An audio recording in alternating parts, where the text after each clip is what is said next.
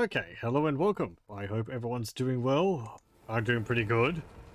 As I've said in the other two episodes, which will go up along with this one, our Warhammer 3 Total War Millennium Modern Warfare mod campaign is kind of borked. Mod's updated, which means I cannot load it anymore. And frankly, I don't feel like playing through 80 turns to get back up to where we were for a third time. So, instead, I've decided I'm going to show off some battles which I have previously played in other campaigns I've done with the mod. The one we are going to be looking at here is from another campaign I did playing as Skelt, where we are with Dagobert Essing here, and Vladimir Stormbringer, and a warrior priest against two armies of Skaven, because there was a Skaven end time event going on, so there was rats everywhere. Our army is made up with our general, who is in a Zeppelin. We have Vladimir Stormbringer, who is added... Ooh, I don't actually remember the mod. He is from the mod which adds Morgan Bernhardt and the Grudgebringers. He is a ice mage, which you can recruit by visiting a province, I think up in Kislev. So he's pretty useful. He gets both lore of ice and lore of tempest, I think. Our warrior priest, who has Hammer of Sigmar, Shield of Faith, Faith's Bastion, Soulfire, Benediction, all of those abilities. We have 3 units of assault infantry, 3 units of infantry rifles, 3 pioneers, some light mortar, medium tank, a light tank.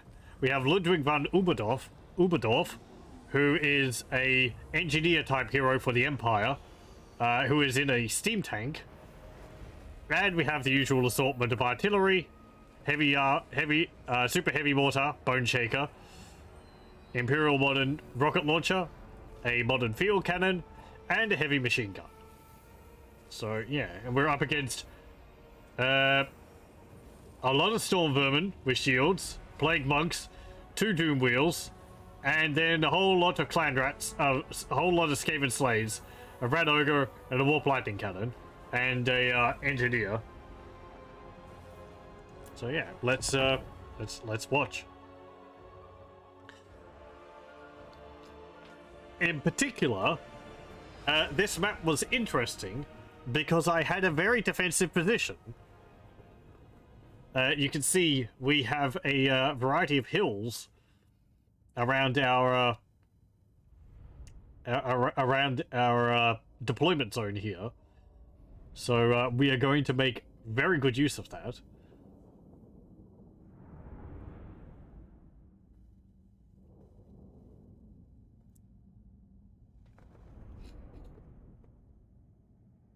Another thing to note is that Dagobert has leveled up quite a few times, so we also have the army ability Bombardment, which we saw during the actual campaign. Does he list it here? No, he has Tormentor Sword and a White Cloak of Ulrich, which we found. We have an army ability which allows us to call a bombardment on an area. I think we have 2 charges of it. But yeah, these Skaven, they are not going to wait. They're going to start advancing on us right from the get-go. And they're splitting their forces up in 2 directions. Most of them coming up the middle here, but they have a few on the flank here, including some Plague Monks, the 2 Doom Wheels, and a unit of Storm Vermin. So I have my light tank over here. Our medium tank is in the middle.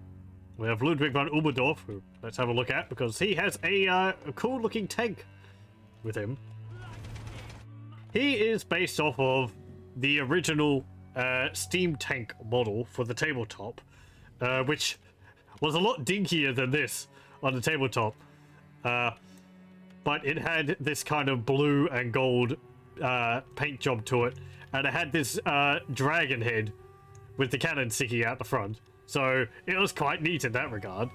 And it's a really nice model that the modders have done here. Just really a reskinned steam tank. However, this one does have a difference in that it fires its missile weapon causes burnt because he shoots fireballs basically instead of normal cannonballs.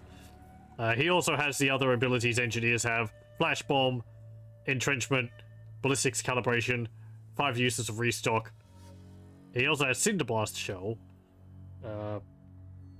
unbreakable regeneration, which I believe is from an item I've given him, 10% missile resistance, and cause terror.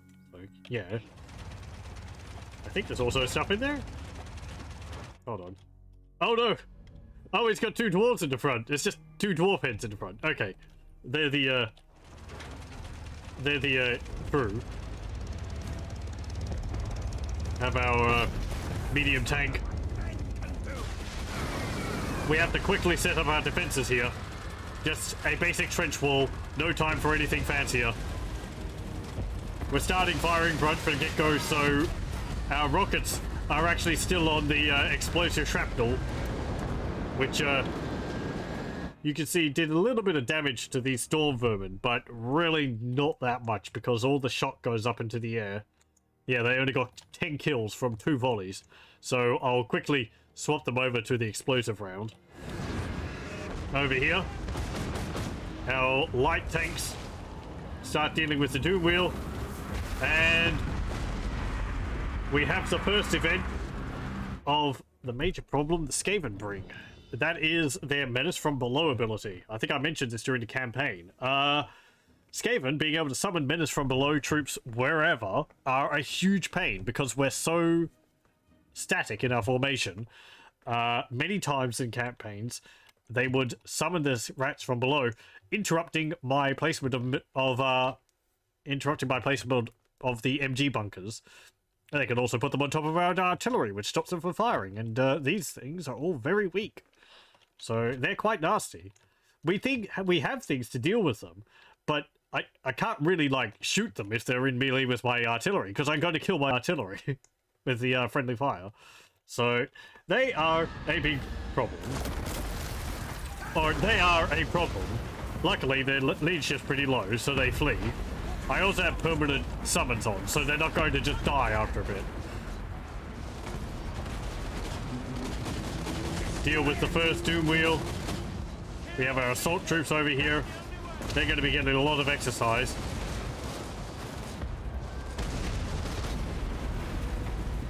Plague monks and the storm vermin. They're quite tenacious. And the heavy armor of the storm vermin means that they don't die instantly. And their shields help a lot as well. However, their leadership breaks before they get killed. And then they turn around and, well, their shields aren't giving them benefit, so they flee. Over here, we've been making good work on the plague monks.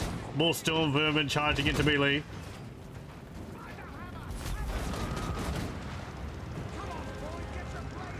They cast another menace from below on my mortars here, so I have to charge my warrior priest in. He uses the bombardment to try and break them. I send my tank in as well in the hope that it will terror them. We have our bombardment going off. They're all caught in the valley, so they either have to go up this way to get out of range or charge towards my lines to get out of the explosions. And we're going to catch them either way. More of them pop up from behind. Vladimir charges into melee. We get a bit of friendly fire there from my assault rifles. Our warrior priest scares off the clan rats. We have our zeppelin here with our lord in it. Let me just show that off. So he has 2 machine guns mounted on either side, as well as 3 guys on either side with sniper rifles. So not too much firepower compared to some things, but he's up in the air. So, you know, he's got pretty good coverage. He is pretty vulnerable in it, though. 77 armor, but he's only got about, 4,700 hit points. Quite low. pretty fast, but not something you want to be taking a lot of damage from.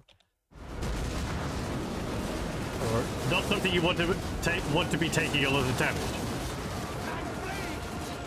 Vladimir uses Crystal Sanctuary on these rifles to help protect them, since the enemy troops are getting a little bit close for comfort. Again, with them all turning around and fleeing, we can fire into their backs and deal with them even more. You see their lord there is on a brood horror.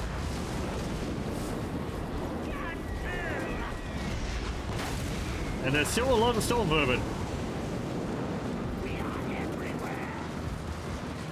Their reinforcements will be coming up as well, so...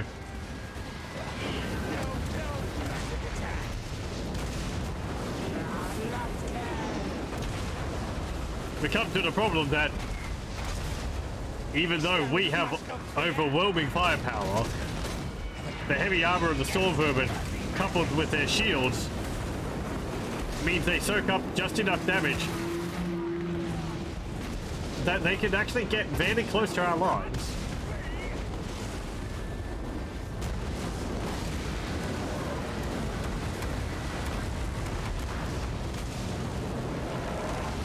They have a Warlock Engineer coming, casting Warp Lightning.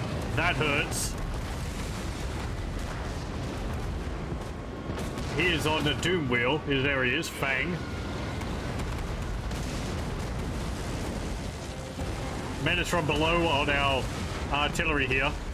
He casts another Warp Lightning on our rockets there, which takes out one of the rockets. This flank is pretty close, pretty quiet. Ludwig here is helping quite a bit. I sent my assault squads up to deal with these clan rats. More of them pop up over here. Again, because it's an end time scenario, Skaven corruption is really high, so they've got a lot of uses of it. Warlock Engineer charges up. I charge my guys into melee in the hopes of scaring off the clan rats. He gets right up to the trench wall, and they have an assassin in there as well, who, because the Doom Wheel is actually managed to kill some of the trench. If I can select it. There, you can see there is actually a bit of a gap in the trench there. So this section here, which is destroyed, is not actually blocking their path anymore. So they could just roll right through that, or charge right through that. And oh boy, there's a whole bunch of Skaven looking to exploit that.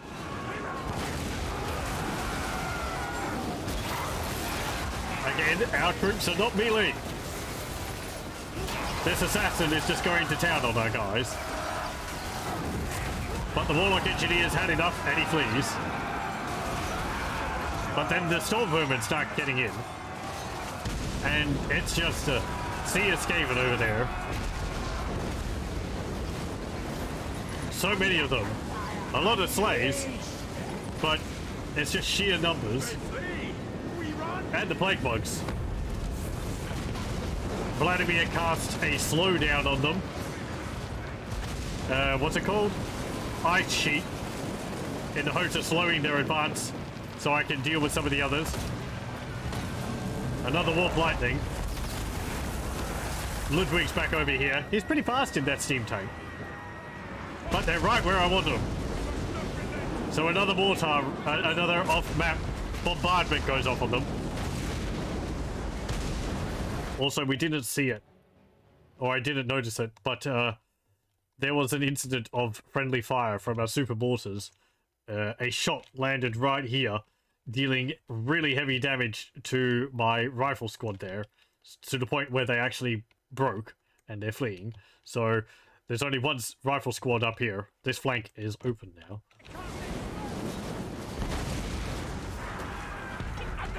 Our Lord is firing down on them. Look at that sea of Skaven. However, Super Mortar is doing a pretty good job. They're all clustered up against our trenches, so they're right where we want them. Kind of. More Warp Lightning. Our machine gun's not really doing too good work because they're too... I don't know, they don't have line of fire or something. But those few rounds were enough to break the Skaven, and they begin fleeing. And that's an army break.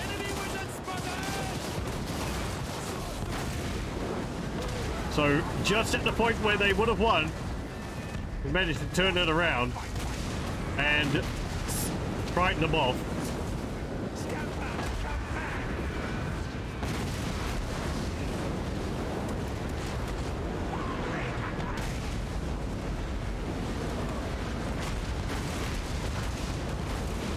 And, yeah, as they flee, their numbers are just cut down. Just massive patches of dead Skaven.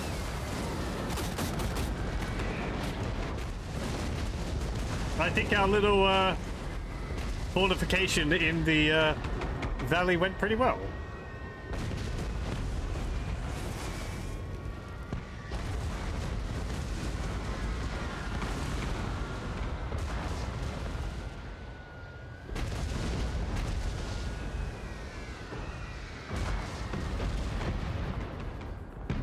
Our light tanks here. Yeah, they didn't see too much combat, but they held that flank pretty well.